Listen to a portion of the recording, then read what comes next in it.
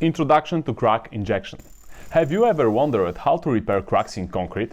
Why does concrete crack? What tools are essential for injection and which resin should you choose? Today we start a short video series on concrete crack injection, guiding you through the world of crack injection. In the upcoming episodes we will discuss about type of cracks and resin selection, packers and plugs, the process from undercutting to drilling, filling and flushing, how to use the injection pump, the injection process. Always remember to do a test injection. It's a first lesson. What is a test injection? Cracks in concrete are not just an aesthetic issue, but also a sign of structural problems. It's crucial to examine the location, width of cracks, thickness of the element, and the selection of the resin. A test injection helps to check the condition of the structure.